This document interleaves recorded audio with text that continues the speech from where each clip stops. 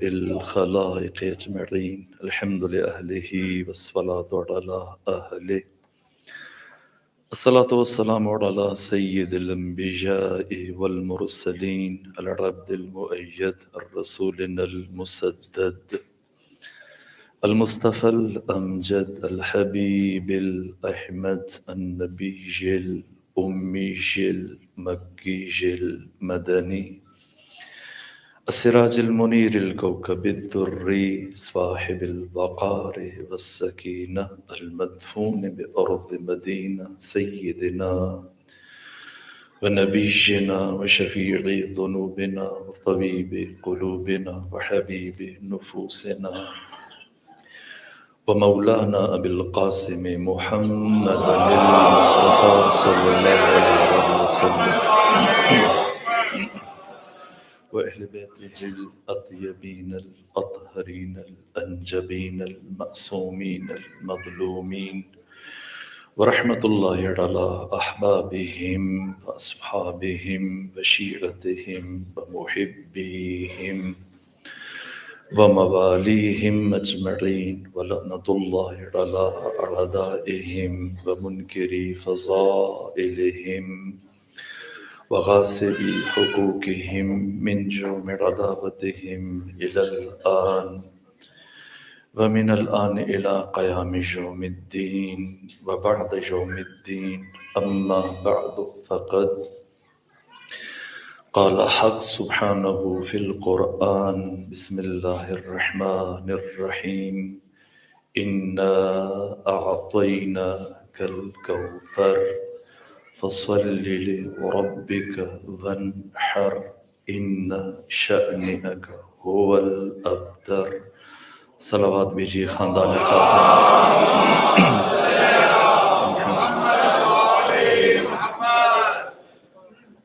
خدائے فاطمہ نے یہ توفیق عطا فرمائی کہ ان ایام میں آپ بامعرفت مومنین کی خدمت میں شرف حضور حاصل ہوا۔ حق تعالی سیدہ کائنات کے صدقے میں آپ سب کو اپنی حفظ و پناہ میں رکھے اور خدائے فاطمہ خدائے سبحان ہم سب کو توفیق عطا فرمائے کہ جو دسترخوان معرفت جناب سیدہ کی توفیق حاصل ہوئی، ہم اس دسترخوان معرفت سے اپنا اپنا حصہ اور حظ حاصل کرنے میں کامیاب ہو سکیں۔ رزق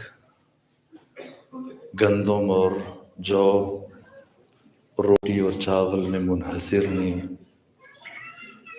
یہ رزق کے ادنی ترین مصداق ہیں یہ چیزیں، چونکہ انسان کی حقیقت جسم نہیں ہے، انسان جسم و روح کا مجموعہ ہے۔ یہ رزق جس کا نام لیا گیا یہ انسان کے جسم کے قیام کے لیے ضروری ہے، اس کی بقا کے لیے ضروری ہے، لیکن انسان کی اصل، اس کی حقیقت، اس کی روح ہے، اور روح کی حیات علم سے وابستہ ہے، معرفت سے وابستہ ہے۔ ہم خدائے سبحان کی بارگاہ میں سپاسگزار ہیں کہ ان ایام کے صدقے میں اللہ نے ہمیں یہ توفیق عطا کی کہ ہم بی بی کے ذکر کے صدقے میں اپنی روح کی غذا کا اہتمام کریں، چونکہ اساس و بنیاد ہے اور اس خمسہ مجالس کی پہلی مجلس ہے، اس لیے میں اپنے بچوں کے لیے اور جوانوں کے لیے صرف ایک سے دو باتیں عرض کروں، اور پھر ہم 5 دن اس سورہ سے متعلق تفسیری ابحاث اور اس کے ذیل میں جو اہم سوالات ان کے جوابات عرض کریں۔ پہلی بات جو خمسہ مجلس کے آغاز میں آپ کی خدمت میں عرض کرنا چاہتا ہوں وہ یہ کہ جو آپ کی خدمت میں عرض کیا کہ رزق گندم اور جو اور ان چیزوں میں منحصر نہیں ہے، رزق کا بارز ترین مصداق جس طرح سے دعائے امام زمانہ میں ہم پڑھتے ہیں اللہم ارزقنا توفیق الطاعة وبعد المعصیہ وصدق النیہ وعرفان الحرمہ وکرمنا بالہدی واستقامہ۔ امام زمانہ کی اس دعا کی روشنی میں حقیقی رزق علم ہے، معرفت ہے، استقامت ہے، بصیرت ہے، آگاہی ہے، شعور ہے، صفات حسنہ، اخلاق پسندیدہ۔ اور ان دنوں میں ہم نے اس رزق معرفت کا حامل بننے کی کوشش کرنا ہے، لیکن اس رزق کا حامل بننے کے لیے پہلی شرط بارگاہ سیدہ میں جو اذن ظہور یہ کلید اور اساس ہے حصول رزق معرفت کے لیے، وہ خود ادب فاطمہ ہے۔ اگر ہم علم و معرفت کی بات کریں تو یہ جتنے بھی علوم ہیں، صرف، نحو، منطق، فلسفہ، معانی، بیان، حدیث، رجال، تاریخ، سیرت، سوشیالوجی اور عقلی و نقلی علوم، ان تمام علوم کی اساس اور بنیاد اور بازگشت خود قرآن حکیم ہے، جو عقلی اور نقلی تمام علوم کا منبع ہے، ماخذ ہے، گنجینہ ہے، خزینہ ہے، مصدر ہے، مجموعہ ہے۔ خود اس قرآن حکیم دیکھیے، اب تک 1400 سالوں میں سینکڑوں بلکہ ہزاروں تفاسیر لکھی جا چکی ہیں۔ مختلف فرق اسلامی میں آپ چلے جائیے، اہل حدیث ہیں، دیوبندی ہیں، بریلوی ہیں، اہل تشیع، اور پھر اسلام کے جتنے بھی شعبے ہیں، بہترین تفاسیر لکھی گئیں۔ تفسیر کبیر امام فخر الدین رازی نے لکھی، اسی طرح سے تفسیر عون الرحمن ہے، ایک ضخیم کئی جلدوں پر مبسوط مشتمل تفسیر ہے۔ اسی طرح سے تفسیر روح المعانی جناب آلوسی کی، تفسیر کشاف جناب زماشری کی، تفسیر الکشف والبیان ہے، اسی طرح سے تفسیر بیضاوی ہے، تفسیر در المنصور ہے، تفسیر در المسون ہے، اسی طرح سے تفسیر عون الرحمن اور متعدد تفاسیر ہیں۔ اہل تشیع میں آ جائیں، تفسیر طبیعت تبیان ہے، تفسیر برہان مجمع البیان ہے، تفسیر صافی ہے، نور الثقلین ہے، تفسیر من وحی القرآن، سینکڑوں تفاسیر۔ لیکن اگر آپ دیکھیں کہ 1400 سالوں میں عرض یہ کرنا چاہ رہا ہوں بچوں اور جوانوں کو، جس ابتدائی نقطے کی طرف آج کی پہلی مجلس میں متوجہ کرنا چاہ رہا ہوں آپ کو، اور آپ سے پہلے اپنے آپ کو، خود کو، وہ یہ اساسی بات ہے کہ علم اور معرفت کا جو دسترخوان بچھا، علم و معرفت کی اساس خود قرآن حکیم۔ اگر آپ چلے جائیے دنیا کے بڑے بڑے علماء، دانشوران، علوم قرآن کے ماہرین، جو تعصب کی اینک لگائے نہ بیٹھے ہوں، متوازن اور معتدل افراد، ان سے پوچھیں، سنی، شیعہ، اہل حدیث، کسی بھی مکتب فکر سے وابستہ افراد سے پوچھیں کہ ہمیں بتائیں کہ ان 1400 سالوں میں تاریخ اسلام میں قرآن مجید کے حوالے سے سب سے بہترین تفسیر کون سی ہے؟ تو برجستہ ترین شخصیتیں جیسے ڈاکٹر محمد عبدو، اور اس سے ہٹ کے آپ دیکھ لیجیے رشید رضا ہیں، صاحب تفسیر المنار، یا اور جواد مغنیہ ہیں فریقین کے یہاں سے، ڈاکٹر طاہا جن کا تعلق مصر سے، سب کی بیانات ہیں کہ دنیائے تفسیر میں سب سے بہترین تفسیر جو آج تک لکھی جا چکی ہے 1400 سالوں میں، بلکہ بقول استاد آیت اللہ عبداللہ جوادی عاملی دامت برکاتہم العالیہ، وہ فرماتی ہے کہ ممکن نہیں کہ آئندہ 200 سال تک اس سطح کی تفسیر لکھی جا سکے۔ کون سی تفسیر؟ تفسیر میزان ہے۔ کس نے لکھی؟ علامہ سید محمد حسین طباطبائی، اور آپ کے شاگرد عزیز شہید مرتضیٰ مطہری 40 سال سے زائد گزر گئے آپ کی شہادت کو۔ دیکھیے لوگ آج باتیں کرتے ہیں، اور آج اگر کالم چھپے، آج کی کتاب کردہ تحریر، اس میں آپ کو کہنگی نظر آئے گی، فرسودگی نظر آئے گی، کوئی جدت اور نوآوری نظر نہیں آئے گی۔ لیکن 40 سال سے زیادہ ہو گئے، شہید راہ خدا، شہید حق، شہید مرتضیٰ مطہری اس دنیا سے گئے۔ آج بھی ہم ان کی باتیں اٹھاتے ہیں، کتابیں اٹھاتے ہیں، ہر بات نئی لگتی۔ یہ شہید مرتضیٰ مطہری اس تفسیر المیزان سے متعلق پہلے خود سنیں، شہید مطہری کون ہے؟ خود فرماتے ہیں کہ جب میں نے زندگی میں پہلی مرتبہ قلم اٹھایا لکھنے کے لیے، پہلی کتاب لکھنا شروع کی تو میں نے ذات اقدس الہ خدا سبحان اپنے پروردگار سے، اللہ سے یہ عہد باندھا، پروردگار تو نے مجھے لکھنے کی توفیق عطا کی اور تو نے مجھے بولنے کی صلاحیت عطا کی، میں تیری ذات کے ساتھ وعدہ کرتا ہوں جب تک زندہ رہوں گا میں کبھی کوئی چبی چبائی بات نہیں کروں گا، نہ لکھوں گا نہ بیان کروں گا، جسے آپ کہتے ہیں سیکنڈ ہینڈ انفارمیشن، کہ ادھر سے سن کے ادھر سنا دے، نہ، جب بھی بات کروں گا ہمیشہ نئی بات کروں گا۔ اور آپ شہید مرتضیٰ مطہری کی سینکڑوں کتابیں اٹھا لیجئے، جو بھی لکھا سب نیا لکھا، دسیوں بیسیوں سینکڑوں ایسے موضوعات ہیں جو آپ سے پہلے ان سے متعلق کبھی کسی نے قلم نہیں اٹھایا، اور اتنے سال گزرنے کے باوجود آج بھی ہمیں ان میں جدت اور نوآوری نظر آتی ہے۔ یہ شہید مطہری، یہ بھی اتنی بڑی شخصیت، تفسیر المیزان سے متعلق کہتے ہیں کہ زندگی میں مطہری کو کوئی ایسی علمی مشکل پیش نہیں آئی کہ جس کا حل تفسیر المیزان میں موجود نہ ہو۔ اور صاحب تفسیر المیزان علامہ محمد حسین طباطبائی، ان کا تبحر علمی کا اگر کسی نے جائزہ لینا ہو، یہ نابغہ روزگار، فلسفی، عارف، مفسر، سیرت نگار، ایک عجیب جملہ کا ہے، انہوں نے کہا کہ میرے لیے ذرہ برابر مشکل نہیں ہے کہ میں پورے قرآن مجید کی تفسیر صرف اور صرف بسم اللہ کے ذیل میں لکھ کے چلا جاؤں، تعویل نہیں، تفسیر کا بسم اللہ میں اتنی وسعت ہے، اتنی آفاقیت ہے، اتنی جامعیت ہے کہ میں یہ کام کر سکتا ہوں۔ ان کی تفسیر اگرچہ خود فلسفی ہیں، عارف ہیں، لیکن نہ عرفانی تفسیر ہے ان کی، نہ انہوں نے فلسفی کی روشنی میں تفسیر کی، بلکہ تفسیر القرآن بالقرآن، قرآن کے ذریعے سے قرآن کی تفسیر بیان کی، یہ بہترین تفسیر۔ لیکن اپنے متعلق انہوں نے کیا لکھا، میں کیوں عرض کر رہا ہوں کہ بچے اور جوان جو سب سے پہلی بات جس کی ہم نے ان 5 دنوں میں رعایت کرنی ہے کہ ہم نے اس بارگاہ میں کیسے آنا ہے، کس نیت سے آنا ہے، کس ارادے سے آنا ہے، کس عزم کے ساتھ جہاں صف اعضاء میں شرکت کرنی ہے۔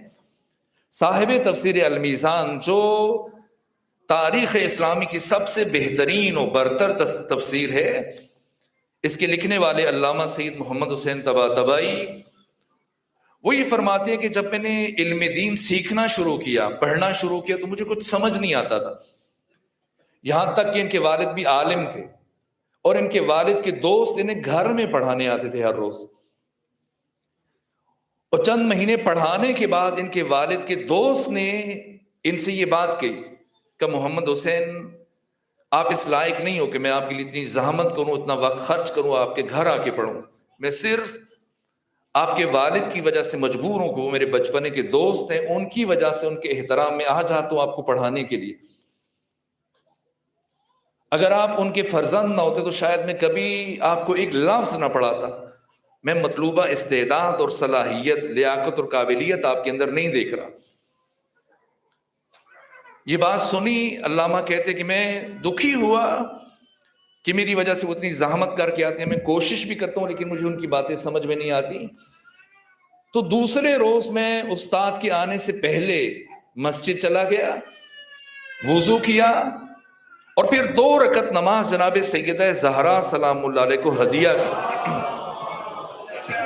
چلے اور پھر میں نے خلوص دل کے ساتھ دست دعا اٹھائے اور جناب سیدہ زہرا سلام اللہ علیہ سے توسل کیا حق تعالی و تبارک سبحانہ کی بارگاہ میں، اور اس کے بعد کہا کہ پروردگار میں تجھے سیدہ زہرا کی عزت و عصمت کا واسطہ دیتا ہوں، بی بی کا جو مقام تیری بارگاہ میں ہے، جبکہ تو فرماتا کہ علم نور ہے اور جس کے دل میں چاہتا یہ نور ڈال دیتا ہے، مجھے سیدہ زہرا سلام اللہ علیہ کے صدقے میں نور علم عطا فرما اور میرے سینے کو کشادہ فرما، شرح صدر عطا فرما اور میرے دل کو حصول علم کے لیے آمادہ فرما۔ میں تیری ذات کے ساتھ وعدہ کرتا ہوں میں کبھی زندگی میں کمظرفی کا مظاہرہ نہیں کروں گا۔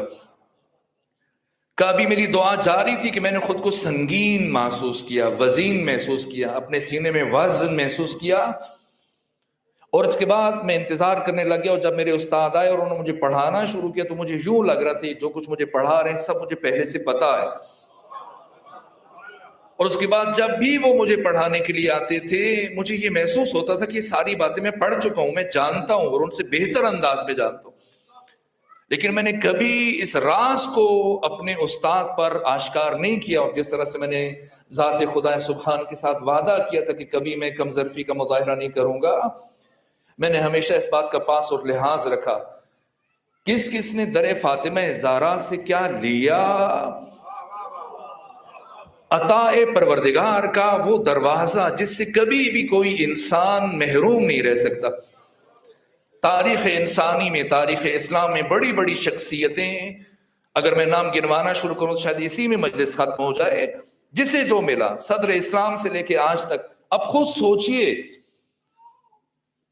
یہ وہ شخصیت جن کا ہم ہر سال ذکر کرتے ہیں اور تواتر کے ساتھ ذکر کرتے ہیں، اصحاب حسین میں سے ایک عجیب صحابی ہیں جو کچھ دیر پہلے تک یزید ابن معاویہ ابن ابو سفیان کی فوج کے 1000 کے دستے کے سپہ سالار تھے، حر ابن یزید الریاحی، تھوڑی دیر پہلے تک یزید کے لشکر میں شامل ہیں۔ مجھے جناب حر کا ادب اجازت نہیں دیتا کہ میں باقی الفاظ عرض کروں کہ کہاں کھڑے تھے اور کیا مستقبل تھا، تو پھر سوچئے کہ وہ کون سی چیز تھی جس نے ایک ہی لمحے میں حر کی زندگی بدل دی اور یزیدیوں میں سے نکال کر علیہ السلام کی صف میں شامل کر دیا۔ وہ صرف اور صرف ادب فاطمہ ہے، وہ حرمت فاطمہ ہے، اور یہ امام حسین علیہ آلاف و تحید و ثنا کا انداز ہدایت تھا، ورنہ امام کبھی بھی کوئی ایسی بات نہیں کرتے جس کی کسی سے دل شکنی ہو جائے، توہین ہو جائے، کسی کا دل دکھے۔ امام حسن اور امام حسین کو کئی مرتبہ اہل شام آ کے گالیاں دیتے تھے، آپ بدلے میں ان کو اپنے دسترخوان پہ لے جاتے تھے، کبھی کچھ نہیں کہا، ہمیشہ مسکرا کر خندہ پیشانی سے استقبال کیا۔ تو حر نے کیا کیا؟ جب امام حسین کے گھوڑے کی لگام تھامی تو پلٹ کر امام حسین نے کیا فرمایا؟ ساری زندگی صبر کرتے رہے، دشمن کی گالیوں پر، گستاخیوں پر، توہین برداشت کرتے رہے، کبھی پیشانی پر شکن نہ آئی، پلٹ کے ایک لفظ نہیں کہا، بلکہ مہمان نوازی فرمائی۔ تو حر نے اتنا بڑا کام تو نہیں کیا، کوئی گستاخی تو نہیں، صرف حضرت کے گھوڑے کی لگام کو پکڑا، لیکن حسین نے کیا فرمایا؟ تقلت کا امو کا یا حر، اے حر تمہاری ماں تمہاری میت پہ بیٹھے، آنسو بہائے، تم مر جائے، کیا کیا تم نے؟ یہ ایک فطری اور نفسیاتی بات ہے۔ اگر آپ کا کسی کے ساتھ جھگڑا ہو جائے یا کوئی دو افراد جھگڑ رہے ہو، آپ دیکھ لیجئے، اگر ایک فرد ان دو میں سے دوسرے کو گالی دے، دوسرا بھی پلٹ کر گالی دیتا ہے، وہی گالی دیتا ہے جو اس کو دی جاتی۔ حر معمولی شخص نہیں ہے، اہل کوفہ کے برجستہ ترین افراد میں سے، سرداروں میں سے، اور 1000 کی کمان کر رہے ہیں، سپہ سالار ہیں۔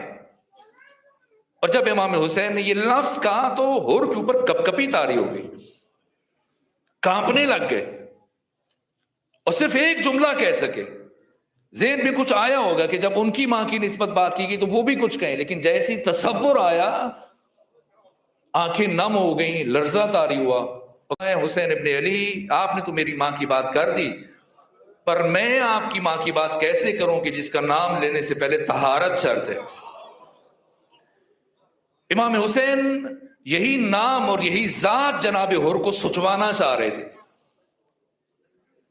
کہ اگر سیدہ زہرا سے متعلق سوچنے لگ گیا تو ادب سیدہ زہرا اس کو مجبور کرے گا کہ یہ لشکر یزید سے نکل کر میرے لشکر میں شامل ہو جائے گا۔ نام فاطمہ، ادب فاطمہ ہدایت و سعادت و نجات انسان کی رمز ہے۔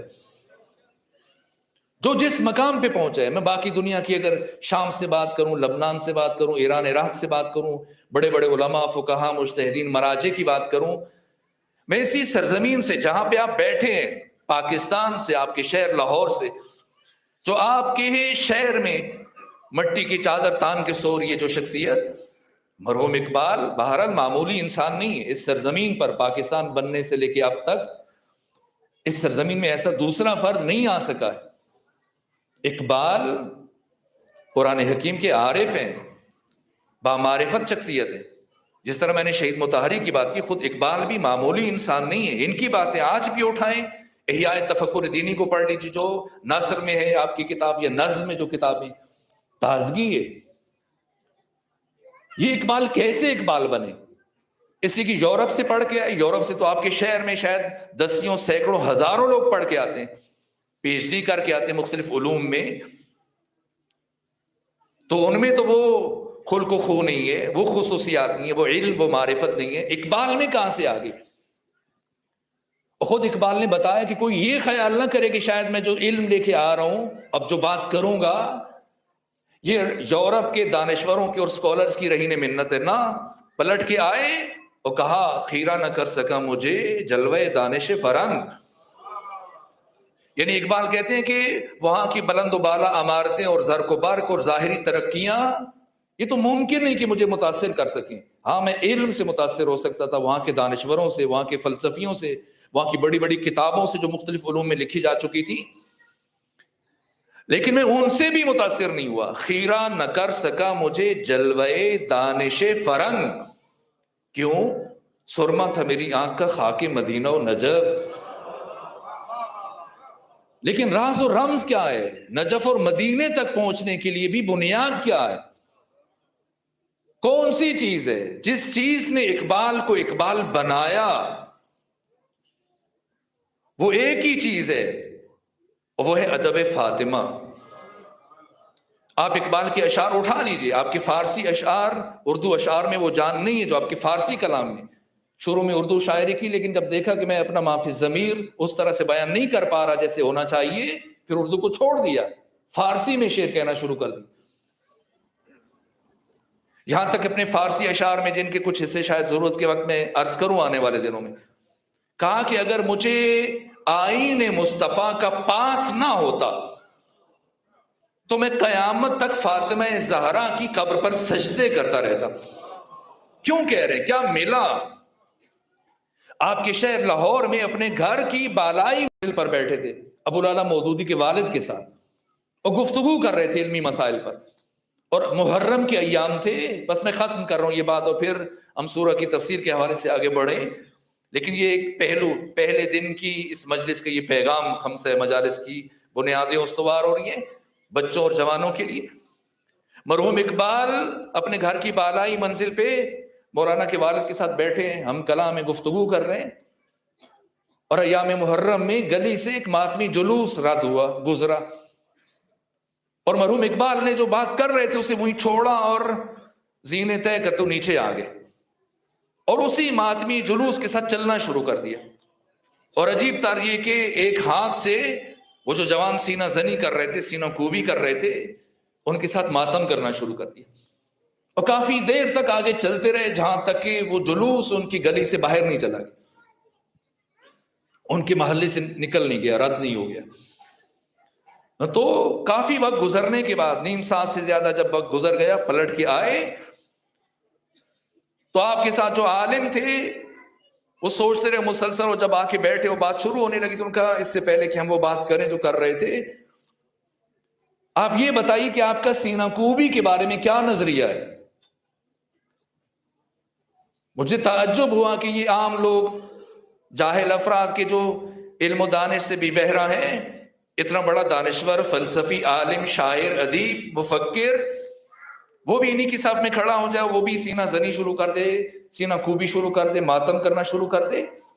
اب بتائیے کیا واقعاً آپ اسے جائز سمجھتے ہیں، ٹھیک سمجھتے ہیں؟ آپ کے نزدیک یہ مباح ہے، جائز ہے؟ تو مرحوم اقبال نے برجستہ شعر میں جواب دیا ابو العلا مودودی کے والد کو. کیا کہا؟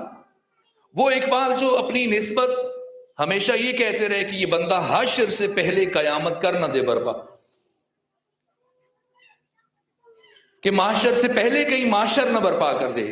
اتنا با استعداد آدمی، اپنے بارے میں اسباب خود شناسائی کا، بلکہ اپنی ایک نظم میں جو بیٹے کے نام کہی، اس میں کہا کہ کی حق سے فرشتوں نے اقبال کی غمازی. ایک دن فرشتے چلے گئے اللہ کے پاس اقبال کی شکایت لے کر، اور کیا کہا کہ حق سے فرشتوں نے اقبال کی غمازی. گستاخ ہے اقبال، بہت گستاخ ہو گیا، جسور ہے. کی حق سے فرشتوں نے اقبال کی غمازی، گستاخ ہے، کرتا ہے فطرت کی ہنا بندی، سکھلائی. کیا گستاخیاں کرتا ہے؟ سکھلائی فرشتوں کو آدم کی تڑپ. اس نے آدم کو سکھاتا ہے آداب خداوندی. یہ اقبال جو اپنی نسبت جب گفتگو کرتا ہے تو یہ باتیں کہی ہیں اور اس سے ہٹ کر بھی. لیکن جب ابو العلا مودودی کے والد نے پوچھا کہ بتائیں آپ کا سینہ زنی کے بارے میں کیا نظریہ ہے، کیا آپ سینہ کوبی اور ماتم اور سینہ زنی کو جائز سمجھتے ہیں، مباح سمجھتے ہیں، سر جھک گیا اور برجستہ شعر کا کیا کہا کہ کچھ بتا سکتا نہیں، کچھ بتا سکتا نہیں، ذہن رسا مجبور ہے. کیا مجبوری ہے اقبال؟ کچھ بتا سکتا نہیں، ذہن رسا مجبور ہے، خوف چھا جاتا ہے دل پر مادر حسنین کا. جرأت نہیں ہوتی کہ کچھ کہہ سکے، کہ جب لب ہلتے ہیں اور لبوں میں جنبش پیدا ہونا شروع ہوتی ہے تو اس سے پہلے مادر حسین کا مجھ پہ میرے قلب پر روب طاری ہو جاتا ہے، ہمت نہیں ہوتی. یہ ادب فاطمہ تھا جس نے اقبال کو اقبال بنایا. جتنی بھی بڑی بڑی شخصیتیں، اس لیے میں دست ادب جوڑ کے عرض کر رہا ہوں اپنے جوانوں سے، عزیزوں سے، میرے عزیز و پروردگار نے مجھے اور آپ کو یہ توفیق دی، ہم زندہ رہے اور آج ہمیں صف عزا پر ختمی مرتبت کو، ائمہ معصومین کو، امام زمانہ کو، سیدہ زہرا سلام اللہ علیہ کی شہادت کا پرسہ دینے کے لیے جمع ہوئے. سب سے بڑھ کر ہم نے ان دنوں میں، ان مجالس میں جس چیز کی رعایت کرنی وہ ادب فاطمہ ہے. اور ادب کا تقاضا، پہلی بات میں جوانوں سے عرض کروں گا، ہر روز مجلس میں آنے سے پہلے وضو کر کے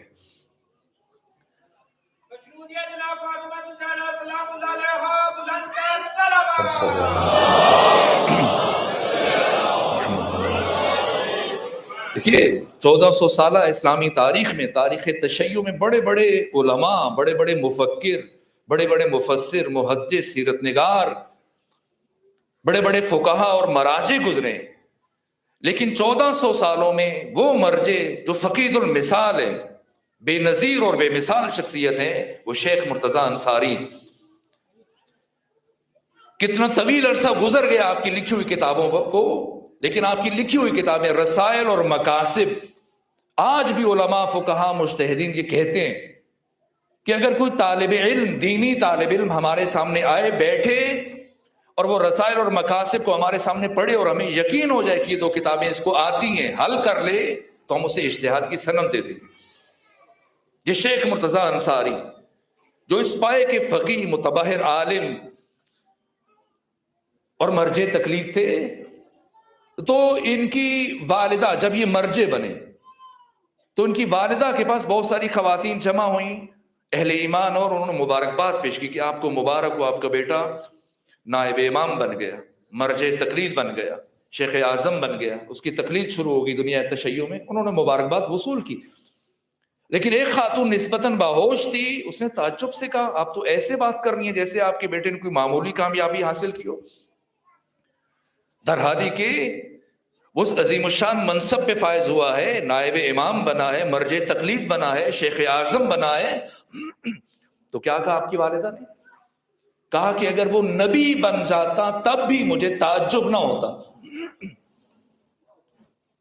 تو اس خاتون نے پوچھا اتنی بڑی بات آپ کیسے کہہ رہی ہیں؟ آخر کیا خصوصیات ہے کہ آپ اتنا بڑا دعویٰ کر رہی ہیں؟ کہ صرف اتنا سن لو کہ جتنا عرصہ یہ میرے شکم میں رہا، میں کبھی وضو کے بغیر نہیں رہی، اور جب یہ دنیا میں آیا تو سردی کی راتوں میں آدھی رات کو یہ اٹھتا تھا دودھ کے لیے اور میں سے روتا چھوڑ کے چلی جاتی تھی. پہلے وضو کرتی تھی، پھر 2 رکعت نماز جناب سیدہ زہرا سلام اللہ علیہ کو ہدیہ کرتی تھی، پھر آ کے میں سے دودھ پلاتی تھی. تو میری اتنی کوششوں کے بعد اگر یہ مرجع تقلید بنا تو کون سی بڑی بات ہے؟ میرے عزیزو، جو جس کو چاہیے اسی دروازے سے ملے گا، لیکن شرط، پہلی شرط وہ ادب، باوضو کے آئیں، پوری توجہ کے ساتھ آئیں. دعائے ابو حمزہ سمالی میں آخری جملہ عرض کروں، امام سجاد کی کلمات ہیں، پروردگار کبھی کبھی جو مجھے تیرے ذکر سے اونگ آنے لگتی، کہیں ایسا تو نہیں کہ اس وقت تو مجھ سے ہم کلام ہونا پسند نہیں کرتا. ممکن نہیں کہ سید سجاد کو ذکر خدا میں اونگ آ جائے. یہ مجھے اور آپ کو سمجھانے کے لیے فرما رہے ہیں. ورنہ حسنات الابرار سیئات للمقربین، نیک لوگوں کی نیکیاں مقربین کے لیے گناہ ہوتی ہیں. جو نماز ابھی میں نے یا آپ نے مغرب اور عشاء کی پڑھی ہے، اگر یہی نماز علی ابن ابی طالب پڑھیں یا علی ابن الحسین پڑھیں، ہمارے لیے نیکی ہے، ان کے لیے گناہ ہے. اللہ کو علی ابن ابی طالب اور علی ابن الحسین سے ایسی نماز نہیں چاہیے جیسی ہم پڑھتے ہیں. اللہ کو ان ہستیوں سے ایسی نماز چاہیے کہ اگر حالت نماز میں تیر کھینچ لیا جائے انہیں خبر نہ ہو. کیونکہ جتنا جس کی معرفت کا معیار بلند ہوتا ہے، اس کی عبادت کا معیار بھی اتنا ہی بلند ہوتا ہے. یہ ممکن نہیں کہ سید سجاد کو ذکر خدا کرتے اونگا آ جائے. نہ، ہمارے لیے فرما رہے ہیں کہ کبھی کبھی جو مجھے تیرے ذکر میں اونگ آ جاتی، کہ ایسا تو نہیں کہ اس لمحے تو مجھ سے ہم کلام ہونا پسند نہیں کر رہا ہوتا. بس یہ آخری بات عرض کی میں نے آپ کی خدمت میں. یہ دنیا میں اتفاق نامی چیز وجود نہیں رکھتی. مرحوم ارسطو کہتے ہیں کہ اتفاق کبھی اتفاق سے بھی پیش نہیں آتا. نظام کائنات نظام الاسباب ہے، رابطوں کا جام ہے. اگر آج ہم مجلس میں اور کل دوسرے دن ہمیں یہاں آنے کی توفیق نہ ہو، یا آ جائے لیکن ہمارا ذہن پوری طرح سے حاضر نہ ہو، جسمانی طور پر ہم یہاں پہ ہو لیکن ہمارا وجدان، ہماری روح، ہماری توجہ کسی اور سمت اور کسی اور نقطے کی طرف متوجہ ہے، تو پھر کیا وجہ ہے؟ ہم سمجھتے ہیں کہ شاید وہ اچانک ہم مجلس کے لیے نکلے ہو، کسی کا فون آ گیا یا اچانک سے کوئی مہمان آ گیا. سوچنا پڑے گا واقعاً فون نے آنا تھا، واقعاً مہمان نے آنا تھا، یا ہمارا عمل باعث بنا کہ وہ مہمان ہماری رکاوٹ بن کے آ گیا. کہیں کسی ناحرام پر نگاہ تو نہیں اٹھی، کوئی لقمہ حرام تو ہماری شکم میں نہیں چلا گیا، کوئی ایسا گناہ تو نہیں ہوا کہ جس کی وجہ سے ہم ذکر فاطمہ زہرا میں اور اس صف ازا تک پہنچنے میں اور دسترخوان معرفت تک پہنچنے میں ناکامیاب ہو گئے. پروردگار مجھے اور آپ کو توفیق عطا فرمائے کہ ان دنوں میں اس دسترخوان معرفت سے، دسترخوان جناب سیدہ زہرا سے اپنا اپنا حصہ، اپنا اپنا حظ حاصل کرنے کی پروردگار ہم سب کو توفیق عطا فرمائے. اپنی اس دعا کی قبولیت کے لیے خاندان فاطمہ پر صلوات بھیجیے.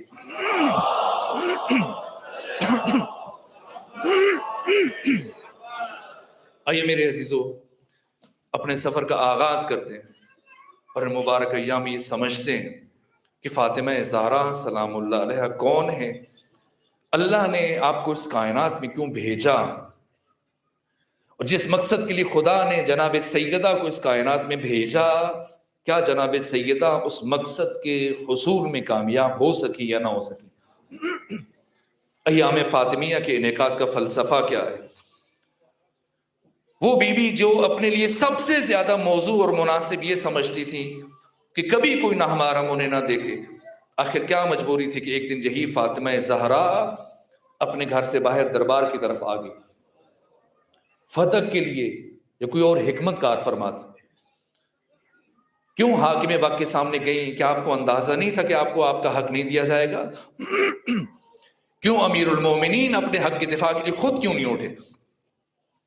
کیوں جناب سیدہ گئیں؟ اور آپ کی شہادت کیا صرف شیعہ کتب سے اور ہمارے حدیث کے جو منابع ہیں اور تاریخ اور سیرت کے منابع ہیں ان میں شہادت فاطمہ کا ذکر ہے؟ علماء اہل تسنن میں سے کسی نے جناب سیدہ زہرا سلام اللہ کی شہادت کو بیان نہیں کیا، جیسے آج کل بعض روشن فکر اٹھ کے یہ باتیں کر رہے ہیں کہ شہادت فاطمہ افسانہ ہے، یہ دروازے کو آگ لگ جانا اور یہ پسلیوں کا ٹوٹنا، یہ ساری باتیں ان کی علمی بنیادیں. صف اول کے جو محدثین ہیں، فرق اسلامی کی بڑی بڑی شخصیتیں، انہوں نے شہادت سیدہ سے متعلق کیا کہا، ان کا موقف کیا ہے، اور اس سے ملحقہ بیسیوں جتنے سوالات ان کے جوابات ان دنوں میں ہم عرض کریں گے. سب سے پہلے فلسفہ نزول کوثر، فلسفہ ارسال نور فاطمہ زہرا. حق تعالیٰ نے کون سا خاص زمانہ منتخب کیا کہ اپنے اس نور اور اپنے سب سے بڑے راز کو اس کائنات میں اتارا؟ پیغمبر گرامی اسلام کی مشیت پروردگار ہے 4 بیٹے ہیں. ایک بیٹا ابراہیم جو آپ کی کنیز ماریہ قبطیہ کے بطن سے پیدا ہوا، جو 18 مہینے کی عمر میں، 18 مہینے کچھ دن کی عمر میں جن کی وفات ہوئی.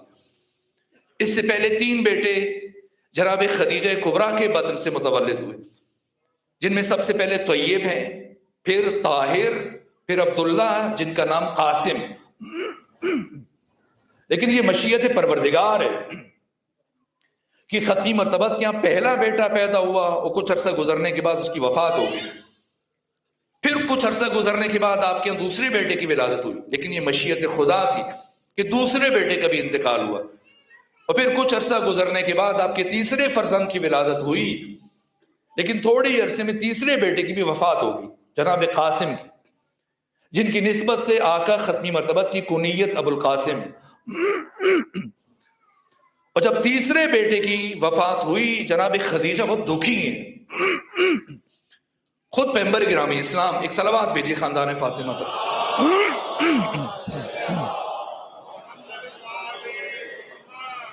سوگوار ہیں، دکھی ہیں. ختمی مرتبت علیہ آلاف و تحید وسلم کا اس سے پہلے معمول تھا کہ ہر روز صبح کے وقت گھر سے باہر تشریف لے جاتے، جا کر دین کی تبلیغ کرتے، اور پھر غروب کے قریب گھر واپس پلٹتے تھے. مختلف علاقوں کا انتخاب کرتے تھے. لیکن پہلا موقع ختمی مرتبہ جب تیسرے فرزند کی وفات ہوئی، گھر میں یہاں تک کہ ظہر گزر گیا، عصر کا وقت گزر گیا، ہنگام غروب سارا دن جناب خدیجہ کی دلجوئی میں گزار دیا. خود دکھی تھے، حزین تھے، غمگین تھے. ہنگام غروب آقا اپنے گھر سے بوچھل قدموں کے ساتھ، ٹوٹے ہوئے دل کے ساتھ باہر گلی میں تشریف لائے، اور جیسے ہی آپ کے گھر کا در کھولا، آپ کا بدترین دشمن، 2 فرد ایسے ہیں جنہیں ختمی مرتبت نے زندگی بھر معاف نہیں کیا. ایک مروان، اور مروان بن اس کا والد، اس کا باپ حکم، جن کے لیے ختمی مرتبت نے فرمایا کہ نہ یہ میری زندگی میں کبھی مدینے کے اندر داخل ہو سکتے ہیں، نہ میرے دنیا سے جانے کے بعد کبھی داخل ہو سکتے ہیں.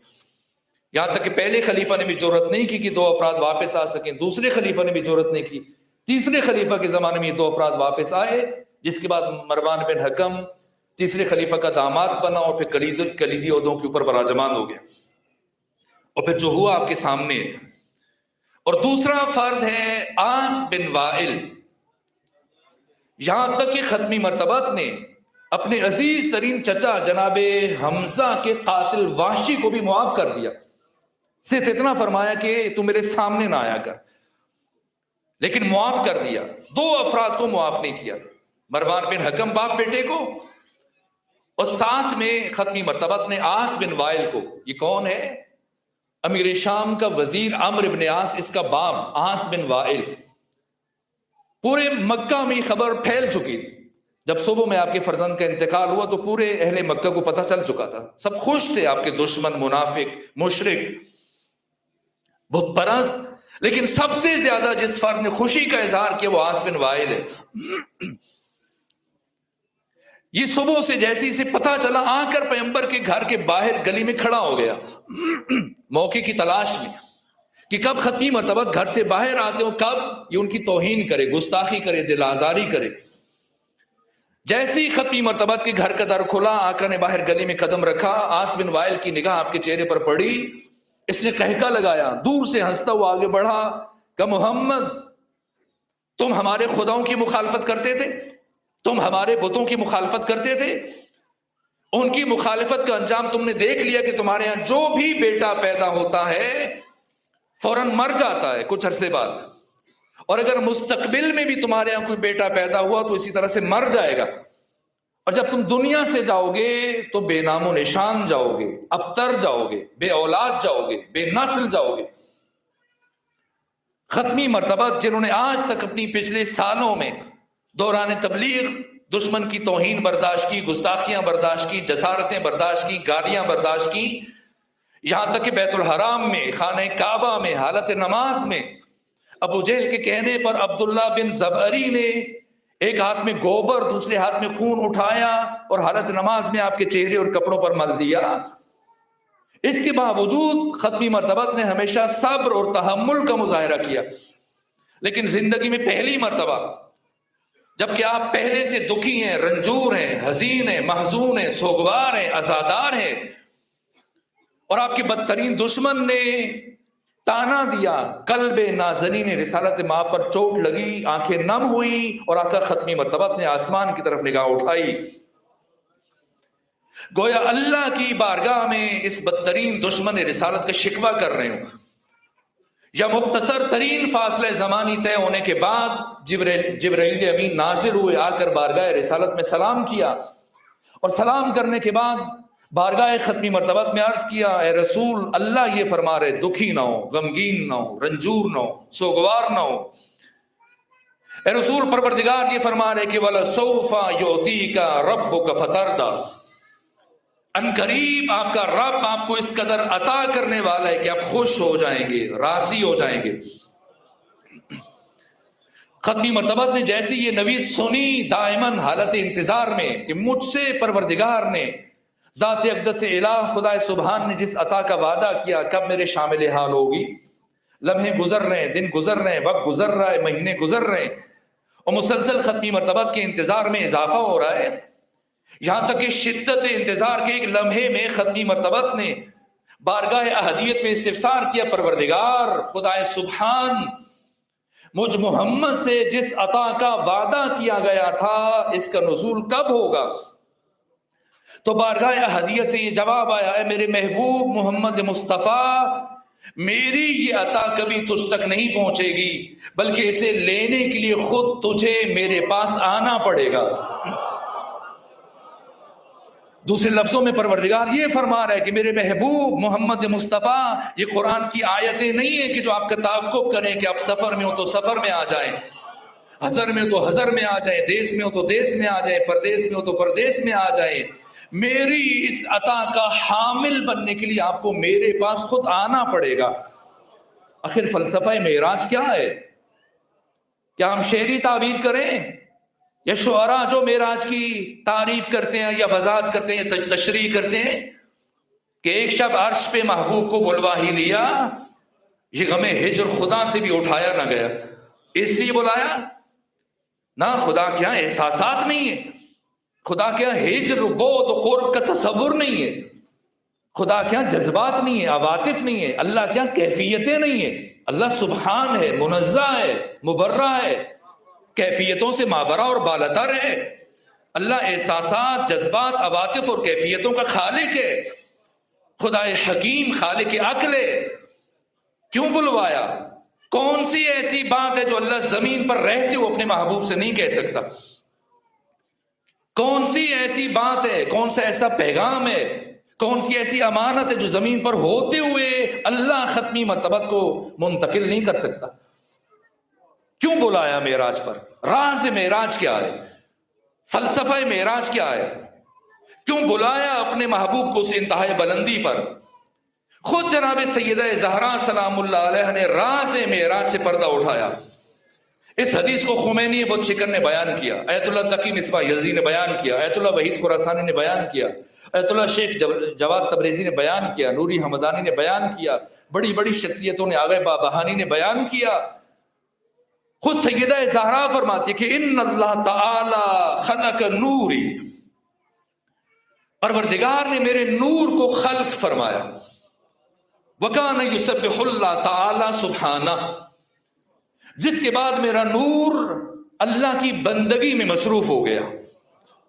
ثم استودع نوری فی شجر من اشجار الجنہ، پھر اللہ نے میرے نور کو اپنے قرب سے جنت کے درختوں میں سے ایک درخت میں منتقل کر دیا، جس کا اثر یہ تھا کہ فاضاءت، وہ درخت روشن ہو گیا، چمکنے لگا، جگمگا اٹھا، نورانی ہو گیا۔ وَإِذَا دَخَلَ أَبِي مُحَمَّدْ لَيْلَةَ الْمِعْرَاجِ فِي الْجَنَّةِ، اور جب شب معراج میرے پدر بزرگوار محمد مصطفیٰ جنت میں داخل ہوئے، الہمہ اللہ الیہ الہاماً، تو اللہ نے میرے بابا کے دل پر یہ الہام کیا، یا ایھا الرسول کل من تلک الشجرہ، اے رسول اس درخت سے کھا لیجئے۔ فَأَكَلَ أَبِي، تو میرے بابا نے کھا لیا۔ آخر کیا وجہ ہے؟ آدم حوا کتنا عرصہ جنت میں رہے؟ ہزاروں سال جنت میں قیام پذیر رہے. کیا خدا نے کہیں جانے سے منع کیا؟ کچھ کھانے سے منع کیا؟ نہ. قرآن اٹھائیے، گندم نہیں ہے، قرآن اٹھائیے، فرمایا جہاں جی چاہتا ہے جاؤ. یہ ملا تفسیریں کرتا ہے جو آپ گندم کا نام لے رہے ہیں. قرآن نے گندم کی بات نہیں کی ہے. فرمایا جہاں جی چاہتا ہے جاؤ، جو جی چاہتا ہے کھاؤ، لیکن دونوں سنو. گندم کے سٹے کو آپ شجرہ کہتے ہیں نا. لا تقربا هذه الشجرہ، خبردار کبھی اس درخت سے قریب بھی نہ جانا. نعوذ باللہ. کیا ذات خدا بخیل ہے؟ آخر کیوں پابندی عائد کر رہا ہے جبکہ جنت کے ہر درخت کو، ہر پھل کو اللہ نے مباح قرار دیا؟ تو اس درخت میں ایسی کیا بات ہے؟ اس لیے کہ مشیت الہیہ میں یہ درخت آدم کے لیے نہیں ہے، یہ درخت خاتم کے لیے. آدم کو منع کیا جا رہا ہے، ختمی مرتبت کو بلایا جا رہا ہے. سیدہ زہرا ارشاد فرما رہی ہیں فَأَكَلَ أَبِي، میرے بابا نے کھا لیا. ثُمَّ اسْتَوْدَعَ نُورِي إِلَى صُلْبِ أَبِي محمد. تو اس طرح سے اللہ نے میرے نور کو اس درخت سے میرے بابا محمد مصطفیٰ کے صلب میں منتقل کر دیا. سمجھنا ہے فاطمہ کون ہے، عزت فاطمہ کیا ہے، مقام فاطمہ کیا ہے، حرمت فاطمہ کیا ہے. خود ختمی مرتبت کا نور جب اللہ نے اس کائنات میں بھیجنا چاہا تو انبیاء کے صلبوں سے گزارا، اور انبیاء کے اسلاف سے گزارتے ہوئے حضرت عبد المطلب کے صلب تک پہنچایا، اور وہاں سے یہ نور پہنچا صلب حضرت عبداللہ تک، اور وہاں سے یہ نور دنیا میں ظاہر ہوا. اور نور علی، نور مصطفیٰ کے ساتھ ہم سفر رہا صلب حضرت عبد المطلب تک، وہاں سے الگ ہوا اور نور مرتضوی صلب ابو طالب عمران میں گیا، اور وہاں سے دنیا میں آیا. لیکن نور فاطمہ، کیا اللہ نے نور فاطمہ زہرا کو کسی نبی کے صلب سے گزارا؟ نہ. غیرت الہیہ نے یہ گوارا نہیں فرمایا کہ میں فاطمہ زہرا کے نور کو کسی غیر سے مس کروں اور کسی نبی کے صلب سے ہو کے آئے. نہ، اپنے جوار سے اس درخت میں منتقل کیا اور وہاں پیغمبر کو بلایا. مگر قرآن کی آیتیں جبرائیل لے کے آ رہے، جنت کے کھانے جبرائیل لے کے آ رہے. جنگ احد میں علی کی تلوار ٹوٹ جائے، جبرائیل لے کے آ رہے. پروردگار جس سیب بہشتی میں نور فاطمہ کو منتقل کیا ہے، اسے بھی جبرائیل کے ذریعے سے دنیا میں بھیج دیں. لیکن غیرت الہیہ نے یہ گوارا نہیں فرمایا کہ جس سیب بہشتی میں نور فاطمہ زہرا سلام اللہ علیہ کو منتقل کیا، اسے جبرائیل جیسے معصوم فرشتے کا ہاتھ لگ جائے. خود پیغمبر کو بلایا. فَأَكَلَ أَبِي، میرے بابا نے کھا لیا. اب میں حدیث کل مکمل کروں گا، وقت ختم ہو رہا ہے، اور کل یہاں سے بات آگے بڑھائیں گے. یہ حرمت فاطمہ ہے، یہ عزت فاطمہ ہے. یہاں تک کہ صاحب تفسیر کشاف جناب زماشری عجیب جملہ کہا انہوں نے سورہ انسان کی تفسیر میں، سورہ حل عطا، سورہ دہر کی تفسیر میں. وہ کہتے ہیں کہ حق تعالی نے سورہ مبارکہ دہر میں جنت کی ساری نعمتیں بیان کی. بسم اللہ سے لے کے والناس تک جتنی نعمتیں اللہ نے ایک ایک، دو دو، چار چار کر کے 113 صورتوں میں الگ الگ بیان کی. ساری جنت کی نعمتوں کو اللہ نے ایک سورہ میں اکٹھا کر دیا، یکجا بیان کیا. وہ کون سی سورہ ہے؟ سورہ دہر، سورہ حل عطا، سورہ انسان. لیکن عجیب بات ہے کہ اللہ نے جس سورہ میں جنت کی ساری نعمتوں کو یکجا کیا، ایک نعمت کو چھوڑ دیا. وہ کون سی نعمت ہے؟ حور جنت. اللہ نے اس سورہ میں حور جنت کا ذکر نہیں فرمایا. کیوں؟ کہ اس لیے کہ اللہ نے اس سورہ کو سیدہ زہرا سلام اللہ علیہ کی شان میں قصیدہ بنا کر اتارا، تو بی بی کی موجودگی میں کسی اور حور کا ذکر کرنا خدا نے خلاف ادب سمجھا ہے. یہ ادب فاطمہ ہے جو خدا خود تعلیم دے رہا ہے بشر کو. یہاں تک کہ میدان معاشر میں اور کتب سیاح کو دیکھ لیجئے، اہل تسنن کی بڑی بڑی کتابیں، کنز الامہ اور باقی کتابوں میں دیکھیے، ختمی مرتبت 5 کام انجام دیتے تھے. 5 کام.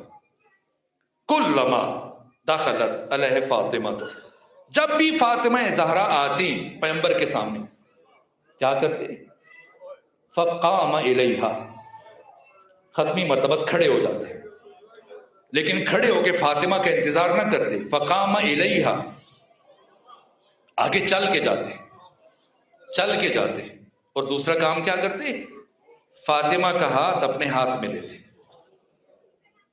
और फिर तीसरा काम क्या करते, इस हाथ को अपनी तरफ खींचते और इसे इस्तिश्माम करते, सूंघते। और कभी सैयदा पूछती कि बाबा क्या करने, तो फरमाते कि मैं उसी सेवे बहिश्ती की खुशबू महसूस कर रहा हूं। और चौथा काम क्या करते, हाथों का बोसा लेते और फिर फ़अजलसहा फ़ी मजलिसिही, सैयदा को साथ लेके आते और अपनी मसनद पर बिठाते। और जब फातिमा को अपनी मसनद पर बिठा देते, मुझे नहीं मालूम कि पैगंबर भी बैठ जाते या अपनी बेटी की मोहब्बत में, एहतराम में खड़े रहते। ये फातिमा जिनका अदब, ये कंजुल उम्माल में अल्लामा मुत्तकी हिंदी ने इस हदीस को बयान किया। ये हदीस के जब मैदान माशर में फातिमा ज़हरा तशरीफ लाएंगी, अलबत्ता उस्ताद जवादी आमनी ने फरमाया कि ये हुक्म खुदा हुक्म तशरीई नहीं है, हुक्म तशरीई की हदें इस दुनिया तक महदूद हैं, ये हुक्म तकवीनी कि सैयदा ज़हरा जब मैदान माशर में दाखिल होंगी तो खुदा फरमाएगा, अहला माशर गुद्दू अब्सारकुम, आंखें बंद करो, वनक्किसू रूसकुम, और सरों को झुका लो। क्यों? इसलिए कि नबी ज़ाती मैदान माशर में आए। अल्लाह को गवारा नहीं कि कोई नबी भी आंख उठाकर फातिमा ज़हरा की तरफ देखे। ये अल्लाह की मशीयत है, ये अल्लाह की मशीयत है। और खुद फातिमा ज़हरा की मशीयत क्या है? जब पैगंबर ने पूछा, बेटी फातिमा बताएं आपकी सबसे बड़ी ख्वाहिश क्या है? कहा बाबा सिर्फ एक ख्वाहिश है। क्या? कि सारी जिंदगी कोई नामहरम मुझे न देखे, और दूसरी ख्वाहिश है कि कोई नामहरम मुझे ना देखे और मैं भी किसी नामहरम को ना देखूं। तो फिर बताइए ऐसी कौन सी मजबूरी थी कि जो एक दिन इसी फातिमा ज़हरा को भरे दरबार में ले आए। और आज फातिमा खुद फरमा रही है, मुझे जो जानता है सो जानता है, और जो नहीं जानता पहचान ले, इअलमू अन्नी फातिमा बिन्त नबीयकुम, पहचान लो मैं तुम्हारे नबी की बेटी फातिमा हूं।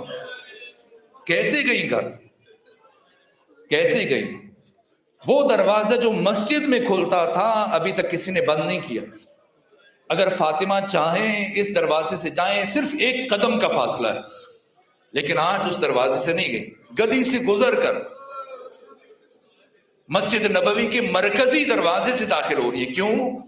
जो चाहती थी कभी कोई ना देखे, आज खुद चाह रही है सबको पता चल जाए कि नबी ज़ादी पहली मर्तबा जिंदगी में इस तरह घर से बाहर जा रही है। और इब्न खलदून ने भी लिखा, फातिमा ज़हरा जब चल रही थी घर से मस्जिद की तरफ, तो आपके चलने का अंदाज हूबहू रिसालत माब की जैसे था। अब या तो फातिमा चलती ऐसे थी, या उस दिन ये अंदाज इख्तियार किया ताकि ज़मीर इंसानी पर दस्तक दे सके और लोगों को अपने बाबा की याद दिला सके। और तीसरा काम, मुअर्रिखीन ने लिखा, जब बीबी चल रही है, बनु हाशिम की खवातीन, उम्मे सलमा आगे बढ़ी, का फातिमा ज़हरा नबी ज़ादी इजाज़त दे मैं भी आपके साथ जाऊं। फरमाया ना, मैं ये नहीं चाहती कि आपकी हुर्मत पामाल हो, ये फातिमा का जिहाद है, फातिमा अकेले जाएगी। उम्मे सलमा को हमरा नहीं लिया, बनु हाशिम की खवातीन को अपने साथ लेके चली, और इस तरह से चली कि आपकी चादर जमीन पर खत खींच रही थी। और आज फातिमा को पता था कि मुझे कोई बैठने के लिए मसनद नहीं देगा। फातिमा जैसी सरापा गैरत हस्ती के लिए इतनी देर तक नाहमारमों के बीच में खड़े होकर खुतबा देना आसान काम नहीं था। जानती थी कोई मसनद नहीं देगा। اپنے گھر سے کچھ چیز اٹھا کے لے جاتی تاکہ بیٹھ کے خطبہ دے سکیں، لیکن مسلسل بہت دیر تک کھڑے ہو کے خطبہ دیا تاکہ ضمیر انسانی پر دستک دے سکیں کہ جس فاطمہ کے آنے پہ امام الانبیاء کھڑے ہو کر استقبال کرتے تھے وہ کھڑی تھی اور باقی تمام افراد بیٹھے تھے، اور کسی نے سیدہ زہرا کو مسند پیش نہیں کی۔ کتنے بیٹے ہیں؟ 2 بیٹے ہیں، حسن اور حسین، 1 سال کا فرق ہے۔ دونوں کو ساتھ لے جائیں یا دونوں کو گھر چھوڑ جائیں؟ ایک کو گھر میں چھوڑا، ایک کو ساتھ لے کے گئے۔ حسن کو گھر میں چھوڑا، حسین کو ساتھ لے کے گئی۔ کیوں حسین کو ساتھ لے کے کیوں گئی؟ اس لیے ساتھ لے کے گئی کہ جس حسین کے آنے پر وارث حدیث منبر چھوڑ دیتے تھے اور نیچے اتر آتے تھے اور حسین کو اٹھا لیتے تھے، اس حسین کی موجودگی میں میرے بابا کی مسند پر بیٹھنے والا کسی جھوٹی حدیث کا سہارا نہ لے۔ کتنی بیٹیاں ہیں؟ 2 بیٹیاں، زینب، ام کلثوم، یا دونوں کو لے جائیں یا دونوں کو چھوڑ دیں، لیکن ایک کو گھر میں چھوڑا، ایک کو ساتھ لے کے گئی۔ ام کلثوم کو گھر میں چھوڑا، زینب بنت علی کو اپنے ہمراہ لے کے گئی۔ یا دونوں کو چھوڑ جائیں یا دونوں کو لے جائیں۔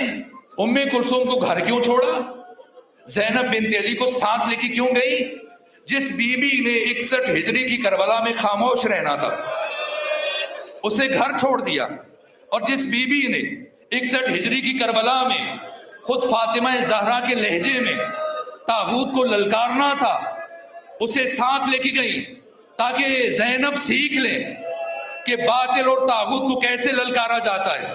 بس میرے عزیزو، آج زینب بنت علی، آخری جملہ عرض کر رہا ہوں، اپنی ماں فاطمہ زہرا کے ہمراہ گئی اور جو دیکھا سو دیکھا، پھر پلٹ کے آئیں، لیکن پھر کئی سال گزرنے کے بعد، 50 سال گزرنے کے بعد، یہی بی بی اپنے گھر سے چلی، مدینہ سے چلی، پہلے کوفہ گئی، پھر شام گئی، پہلے ابن زیاد کے دربار میں، پھر یزید ابن معاویہ کے دربار میں، اور جب بی بی پلٹ کے واپس مدینہ آئی اور جیسی بی بی مدینہ پہنچی ہیں، ساری بیویاں قبر فاطمہ زہرا پر گر پڑی اور اتنا گریہ کیا کہ کوہرام برپا ہو گیا، لیکن فاطمہ زہرا کی بیٹی ثانیہ زہرا زینب بنت علی الگ بیٹھی رہی، یہاں تک کہ ساری بیویاں جب پرسہ دے چکی اور قبر فاطمہ پر خلوت ہوئی، اب فاطمہ زہرا کی یہ بیٹی زینب بنت علی اپنے مقام سے اٹھی اور آہستہ آہستہ چلتے ہوئے